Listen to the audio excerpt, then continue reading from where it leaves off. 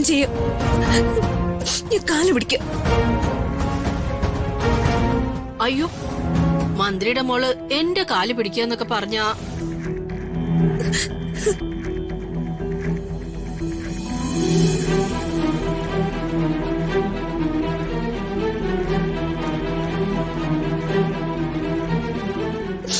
Anti, തെറ്റെന്റെയാ.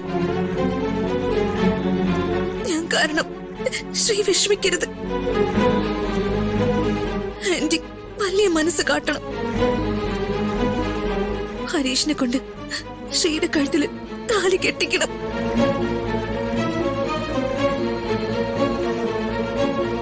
Please.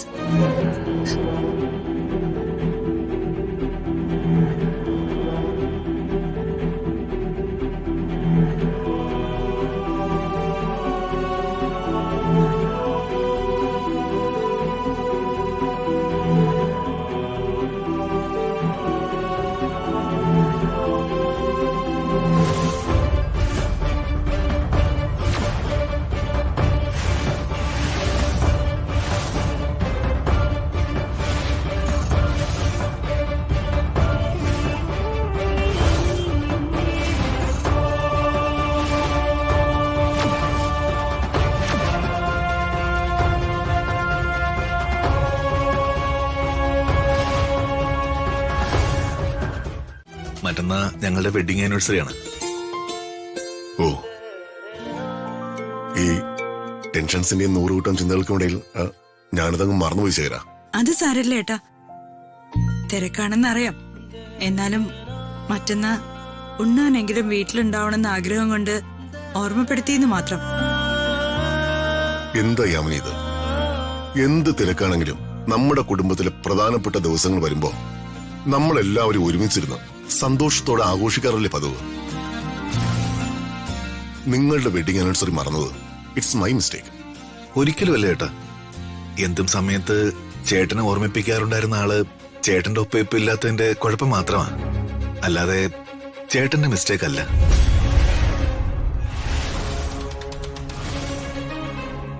അതിനെക്കുറിച്ച് ഇപ്പൊ നമുക്ക് വീണ്ടും സംസാരിക്കേണ്ടതുണ്ടോ ശേഖര? നിന്റെ വിഷമം എനിക്ക് മനസ്സിലാവും ശേഖര. നീ നോക്കിക്കോ, കുറച്ച് സമയം കൂടി ദീപകിന് കൊടുത്താ അവൻ രാജുവിനേക്കാൾ കേമനാണെന്ന് തെളിയിക്കും. യാമിനി, വിവാഹ വാർഷികം നമുക്ക് ആഘോഷാക്കി കളയാം, എന്താ? അതെ, യാമിനി പറയും. ഇത്തവണ എന്ത് സമ്മാനമാണ് വേണ്ടത്? യാമിനി, പ്രതാപൻ ചോദിച്ചത് കേട്ടില്ലേ? എന്തെങ്കിലും ആഗ്രഹം നിനക്കുണ്ടെങ്കിൽ അത് പറയ്. പുതിയ ബംഗ്ലാവോ കാറോ എന്താന്ന് വെച്ചാ ചോദിക്കേ. ചേട്ടാ, അത് യാമിനിക്കൊരു ആഗ്രഹമുണ്ട്. എന്താണെങ്കിലും പറയുക യാമിനി. യാമിനിയുടെ ആഗ്രഹം എന്താണെങ്കിലും ഞാനത് സാധിച്ചു. യാമിനി പറയേ. പ്രതാപേട്ട, അത് എനിക്ക് പ്രതാപേട്ടൻ ദേഷ്യപ്പെടരുത്. ഏയ് ഇല്ലെന്നേ.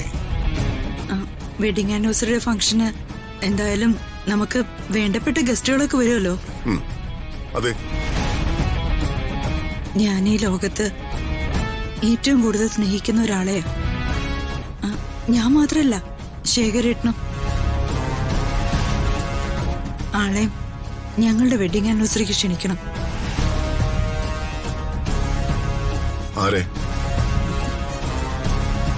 ഋതുമോളെ.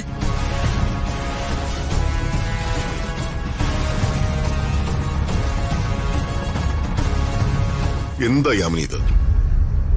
ഇത്രയൊക്കെ നമ്മളോട് ചെയ്തിട്ടും നിങ്ങൾക്ക് ഇപ്പോഴും അവളോട് സ്നേഹവും സഹതാപമാണെന്ന് അറിയുമ്പോ എനിക്ക് മനസ്സിലാവുന്നില്ല. വേണ്ട, എനിക്കൊന്നും കേൾക്കണ്ട. അവളെ കുറിച്ചും അവള് ചെയ്തതിനെ കുറിച്ച് ഓർക്കുന്നത് തന്നെ എനിക്കിപ്പോ തലവേദനയാ. അവളുടെ മുഖം കാണണമെന്ന് പ്രാർത്ഥിച്ചാണ് എന്ന് ഞാനിപ്പോ എഴുന്നേക്കുന്നത് തന്നെ. അവൾ ഇവിടുന്ന് ഒഴിഞ്ഞു പോയതാ എന്റെ സമാധാനം.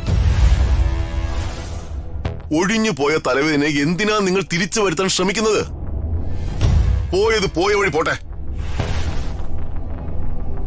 അവള് വരുന്നൂന്ന് കേട്ടപ്പോ പ്രതാപന് ഈ ഭ്രാന്താണെങ്കി വന്നാ എന്തായിരിക്കും അവസ്ഥ? അവൾ ഇങ്ങോട്ട് വന്നാ അവരുടെ വിവാഹം കഴിഞ്ഞിട്ടില്ല എന്ന് പ്രതാപന്റെ മുന്നിൽ തെളിയിക്കാനോ അവസരം ഉണ്ടാവും.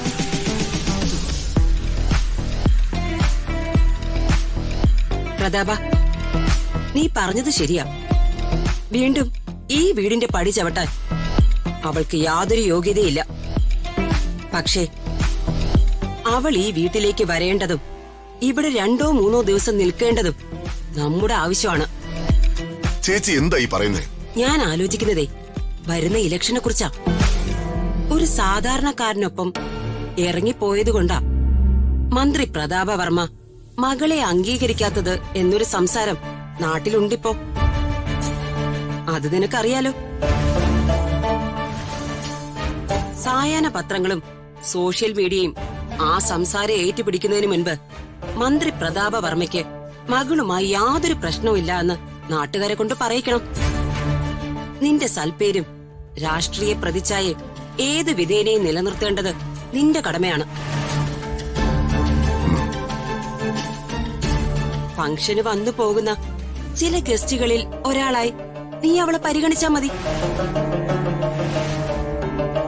പിന്നെ ആവശ്യം നമ്മുടേതാ. ശരി.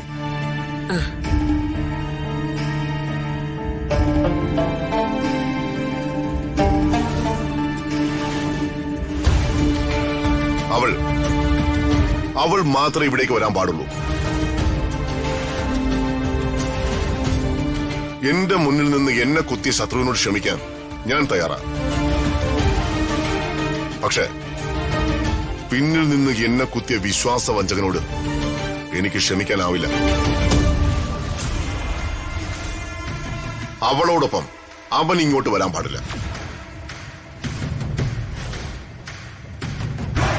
ശരി പ്രതാപ.